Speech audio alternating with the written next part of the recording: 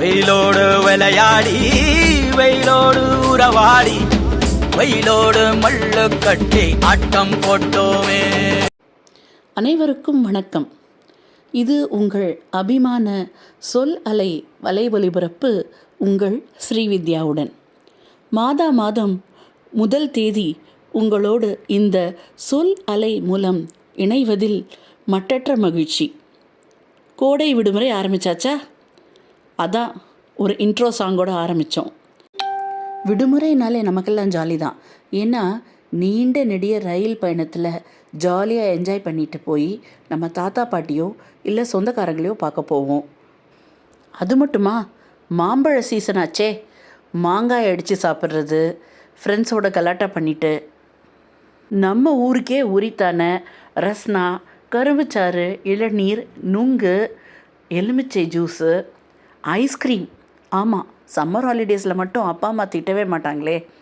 இது எல்லாத்தையும் நம்ம ஃப்ரெண்ட்ஸோட என்ஜாய் பண்ணுறது. சம்மர் வெக்கேஷன்னாலே சூப்பர் தான். அப்புறம் நம்ம ஊருக்கு போனால் நம்ம கசின்ஸோடு விளையாடுவோம். நிறைய ஃப்ரெண்ட்ஸு எல்லாருக்குமே லீவ் இருக்கிறதுனால விளையாடுவோம். களைப்பாக வீடு திரும்பின அப்புறம் எல்லாருமா சேர்ந்து கூட்டாஞ்சோறு, அதுவும் நிலா வெளிச்சத்தில். அப்பப்பா சூப்பராக இருக்கும்ல. ஆனால் இப்போ பார்த்திங்கன்னா பசங்க எல்லாருமே ஏசி ரூமில் வீட்டில் ஏதோ ஒரு டிவைஸோட அடிக்ஷனில் எதையோ விளையாடிக்கிட்டு இருக்காங்க ஆன்லைனில். கஷ்டமாக தாங்க இருக்குது. என்ன சம்மர் வெக்கேஷனை பற்றி இவ்வளவு ஸ்லாகிப்புன்னு நினைக்கிறீங்களா? இம்முறை நம் கதை அலையில் படிக்க போகும் கதை பாட்டினில் அன்பு செய். திரு ஸ்ரீவி ஐயா அவர்கள் எழுதிய புதிய ஆத்திச்சுடி கதைகள். பாட்டினில் அன்பு செய், ஸ்ப்ரெட் அஃபெக்ஷன் த்ரூ சாங்ஸ். அந்த கதையில் வர களம் சம்மர் வெக்கேஷனில் தாத்தா பாட்டி வீட்டுக்கு வந்திருக்கிறாங்க பசங்க.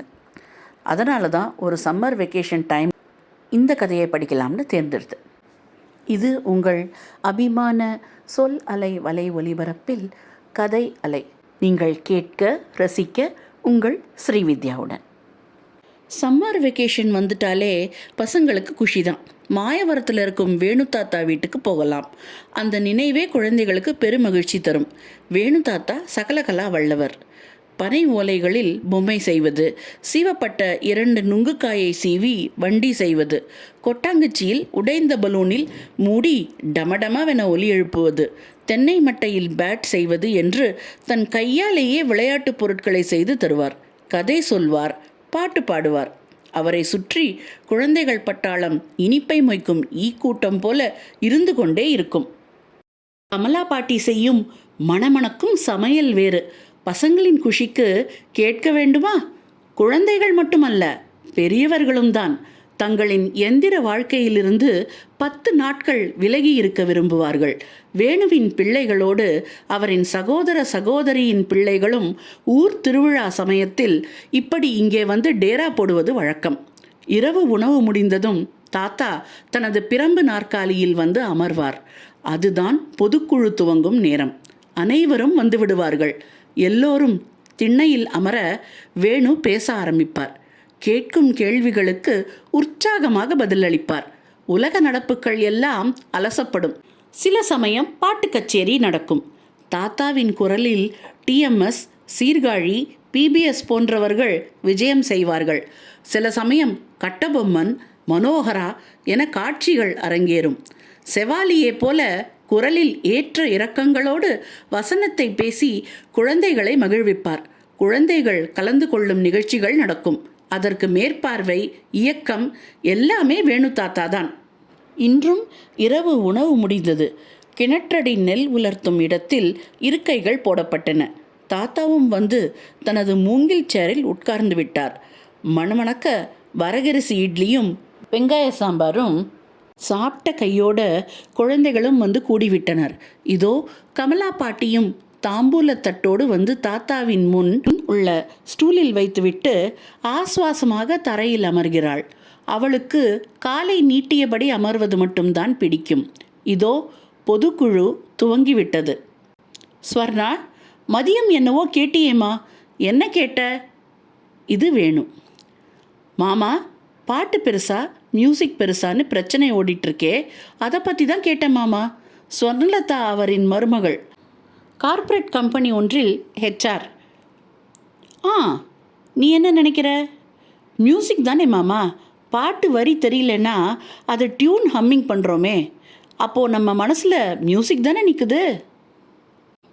உடனே வேணுவின் மூத்த மகனான ரவி, ஆமாம், சொர்ணா சொல்கிறது சரிதான். இந்தி பாட்டு, மலையாளம், கன்னடம், எந்த சினிமா பாட்டாக இருந்தாலும் அர்த்தம் புரியலன்னாலும் ரசித்து கேட்குறோம்ல, மியூசிக் தானே நம்ம மனசில் ஆழமாக நிற்குது என்று கூறி முடிக்கும் முன்னையே ரவியின் தம்பி சோமு, அண்ணன் சொல்கிறது சரிதான், ஆனால் பாட்டோட அர்த்தம் புரிஞ்சு பாடுனா இன்னும் அதிகமாக ரசிக்க முடியும்ல, அதுவும் நல்ல கருத்தோடு வரும் பாட்டுன்னா காலகாலத்துக்கும் நிற்கும்ல என்று சொல்லிட்டு, அம்மா என்றழைக்காத உயிரில்லையே, அம்மாவை வணங்காது உயர்வில்லையே என பாடுகிறான். இந்த பாட்டை பாடும்போது பாட தெரியாதவன் கூட மனமுருகி பாடுவான்ல, அது எப்படி? பாட்டோட எழுத்தின் மகிமை இல்லையா? சோமு, இதே பாட்டை தெலுங்கில் அல்லது கன்னடத்தில் கேட்டால் ரசிக்க மாட்டியா?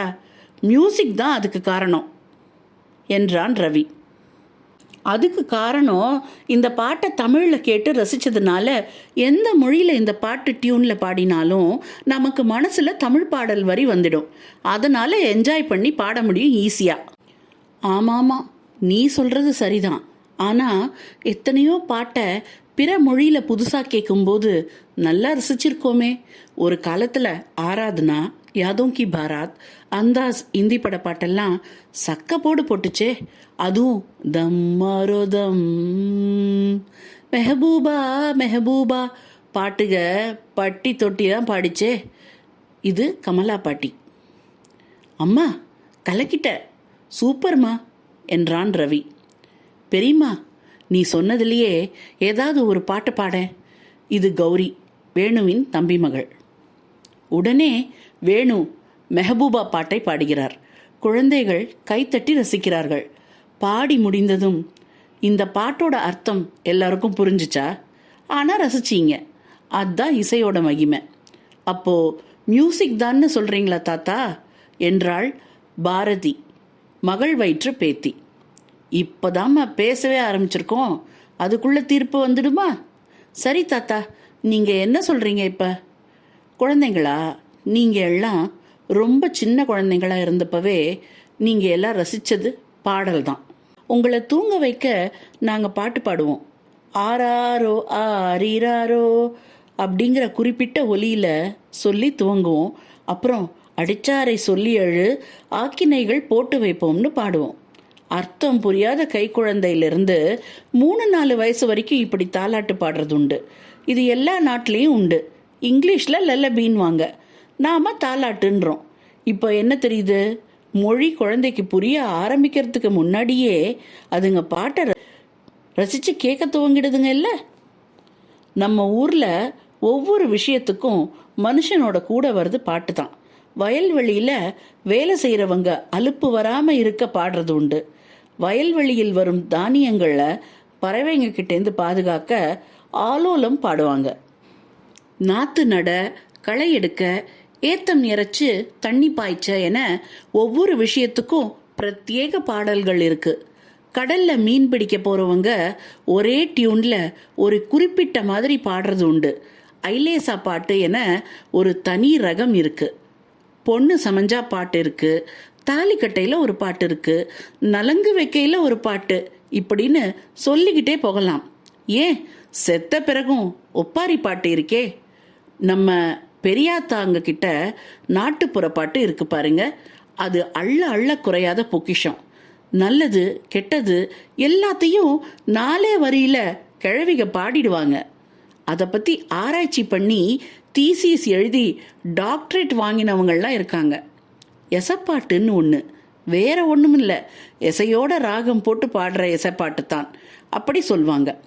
அப்படி எசப்பாட்டு ஒருத்தவங்க பாடினா அதுக்கு பதில் அதே ராகத்தில் பதிலை வேற ஒருத்தவங்க பாடுவாங்க. அதுதான் எதிர்பாட்டு. அப்படி எசப்பாட்டு எதிர்பாட்டு நடக்கையில் பார்த்தோம்னா, இப்போ நடக்கிற பட்டிமன்றம்னா அவங்க கிட்ட தோத்து போயிடும். அவ்வளவு விஷயங்களை அனாயாசமாக தூசி தட்டுறாப்புல சொல்லிட்டு போயிட்டே இருப்பாங்க. வேணுவின் கண்கள் பிரகாசமாகின்றன.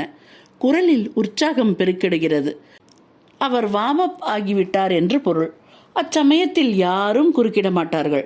அவரது பேச்சை உன்னிப்பாக கவனிக்க தொடங்குவார்கள். சிறு குழந்தையும் சிறு முணுமுணுப்பு கூட இல்லாது கேட்கும். அவர் குரலுக்கு அந்த வசீகரம் உண்டு. நம்ம ரிசர்ச்சர்ஸ் என்ன சொல்றாங்க? எட்டிமாலஜிஸ்ட் என்ன கண்டுபிடிச்சாங்க?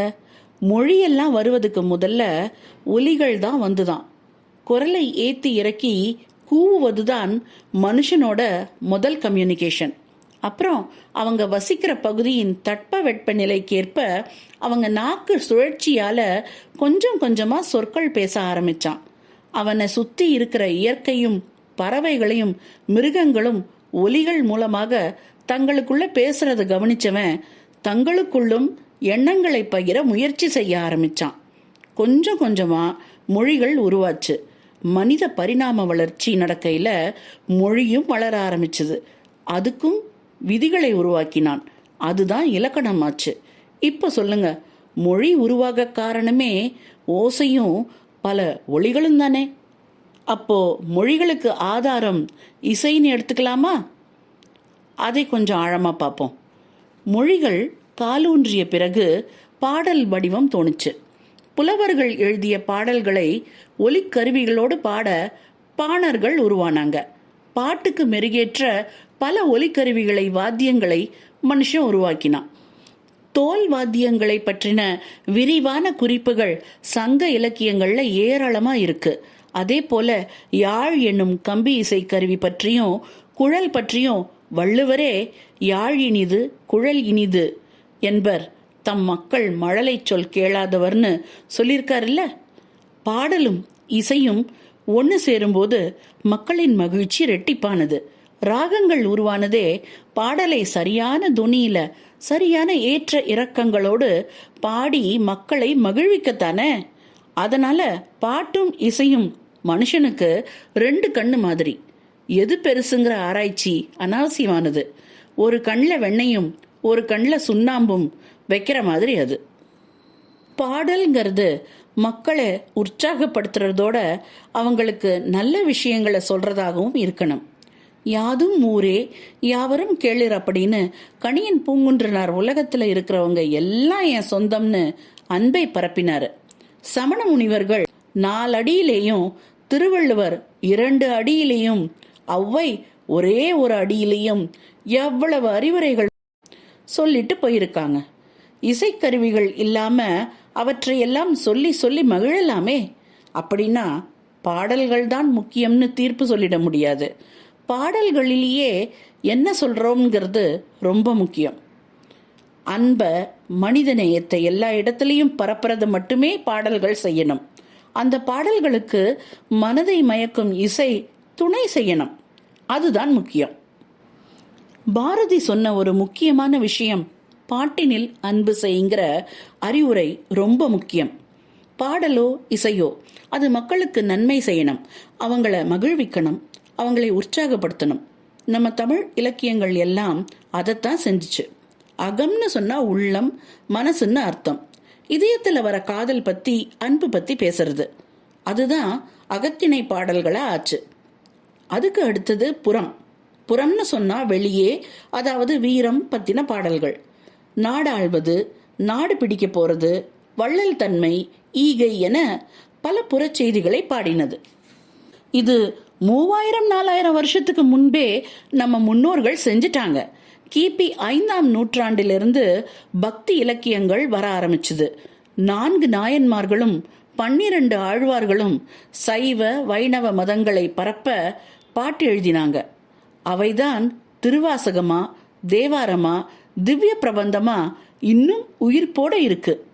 அதாவது பாட்டாலே புத்தி சொன்னார், பாட்டாலே பக்தி சொன்னார், பாட்டுக்கு நான் பாடுபட்டேன், அந்த பாட்டுக்கள் பல வீதம்தான் அப்படின்னு சினிமா பாட்டில் எழுதின மாதிரி பாட்டு மூலமா புத்தியும் சொன்னாங்க, நீதி நூல்கள் மூலமா பக்தியும் சொன்னாங்க, பாசுரங்கள் மூலமா.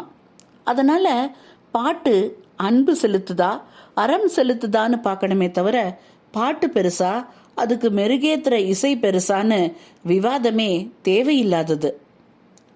சற்று அமைதிக்கு பின் ஆதவன் வேணுவின் மாப்பிள்ளை, இது எப்படி மாமா, தர்க்கம்னு வந்துட்டா ஏதாவது ஒரு பக்கம் தானே நிற்கணும், இப்படி சொல்றீங்களே? மாப்பிள்ளை, ஒன்று நல்லா யோசிங்க. காலாகாலமாக தர்க்கம் நடந்துக்கிட்டு தான் இருக்குது. அரியா சிவனாங்கிற தர்க்கம், கடவுள் உண்டா இல்லையாங்கிற தர்க்கம், முட்டையா கோழியா எது முதல்ல வந்ததுங்கிற தர்க்கம். அறிவாளிங்க, ஆற்றல் உள்ளவங்க, ஆனா பொண்ணாங்கிற தர்க்கம். இது போல பல தர்க்கங்களுக்கு முடிவே கிடையாது. அரியும் சிவனும் ஒன்று, அதை அறியாதவன் வாயில மண்ணு அப்படின்னு தர்க்கங்களுக்கு முடிவு சொன்னாங்க பெரியவங்க. அதுதான் சரியும் கூட. இசையும் மொழியும் இரண்டர கலந்தது. இதற்கான சர்ச்சை தேவையில்லாதது. அதெல்லாம் சரிங்க, நிறைய விஷயம் சொன்னீங்க. எனக்கு ஒரே ஒரு சந்தேகம்தாங்க. நீங்கள் ஒசத்தியா சொல்கிற வள்ளுவரும் கம்பரும் இசையோட பாடியா பேரெடுத்தாங்க? தங்களோட கற்பனைக்கு வார்த்தைகளால் வடிவம் கொடுத்து தானே எழுதி வச்சாங்க. அதுதானே இவ்வளவு வருஷம் கழிஞ்சு இவ்வளவு நாட்கள் பிறகும் கல்லு கோட்டை மாதிரி உறுதியாக நிற்குது. அவ்வளவு ஏன், நீங்கள் கடைசியாக சொன்னீங்களே பாரதி, அவரை மியூசிக் போட்டுட்டா பாட்டு எழுதினாரு. பாப்பாவுக்கு அன்பா அட்வைஸ் கொடுக்க நினைச்சாரு. ஓடி விளையாடு பாப்பான்னு எழுதினாரு. அவர் சொன்னதை அவர் செஞ்சிட்டாரு. பாட்டில் அன்பை பரப்பினாரு. நாம தான் அன்பை தொலைச்சிட்டு நீ பெரியவனா நான் பெரியவனான்னு மல்லுக்கு நிற்கிறோம். இது எதுவும் சரியா படலிங்க. இது கமலா பாட்டி பொரிந்து தள்ளியது. அதுவரை நிறைய பேசி வந்த வேணு எழுந்து நின்று கைத்தட்டியவாறே, கமலா, அருமையாக சொன்ன, எளிமையாக சொன்ன, 100ல் ஒரு வார்த்தை சொன்ன. உன் தீர்ப்புக்கு அப்பீலே கிடையாது. நான் தான் ஒசத்தின்னு யார் நினைச்சாலும் அது தற்பெருமையே. நம்மை விட நம்ம கலை பெருசு, கலையை ரசிக்கிற மனுஷங்க பெருசு, அவங்களுக்கு அன்பு சொல்வோங்கிற நினைக்கிறவன் தான் உண்மையிலேயே மனுஷன். இப்படி அவர் சொல்லி முடித்ததும் அவரது பிள்ளைகளும் பேரக்குழந்தைகளும் கமலா பாட்டியை சுற்றி நின்று டில்லிக்கு ராசானாலும் பாட்டி சொல்ல தட்டாதேன்னு பாடி ஆடி கைத்தட்டு மகிழ்ந்தார்கள். நாமும் பாட்டிக்கு வாழ்த்து சொல்வதோடு ஞானியோ பேரரசோ எவராகினும் பாட்டினில் அன்பு செய் என்பதே சிறந்தது என உரக்கச் சொல்வோம் பாரதியின் வழி நின்று. என்ன நேயர்களே, இந்த கதை பாட்டினில் அன்பு செய் உங்களுக்கு பிடிச்சிருந்ததா? இந்த கதையில் வர மாதிரியே விவாதம் உங்கள் மனசுலையும் எழுந்ததா? உங்களுடைய தீர்ப்பு என்ன? பாடல்களின் வரிகள் முக்கியமா, அதற்கான இசை முக்கியமா? உங்களுடைய கருத்துக்களை கமெண்ட்ஸில் போட்டு எங்களோட பகிரலாமே. மேலும் உங்களுடைய சம்மர் வெக்கேஷன், கோடை விடுமுறையை நீங்கள் எப்படி என்ஜாய் பண்ணீங்கன்றதையும் எங்களோட கமெண்ட்ஸில் பகிரலாமே. வாங்க, எல்லோரும் இன்புற்று இருப்பதுவே அல்லால் வேறொன்று அறியேன் பராபரமேங்கிற மாதிரி எல்லோரும் மகிழ்ச்சியாக இந்த கோடை விடுமுறையை கடத்துவோம். மீண்டும் அடுத்த மாதம் 1 தேதி மற்றொரு சொல் அலை நிகழ்ச்சியுடன் உங்களோடு இணையும் வரை விடை பெறுவது உங்கள் ஸ்ரீவித்யா. இது உங்கள் அபிமான சொல் அலை வலை ஒலிபரப்பு. நீங்கள் கேட்க ரசிக்க. நன்றி, வணக்கம்.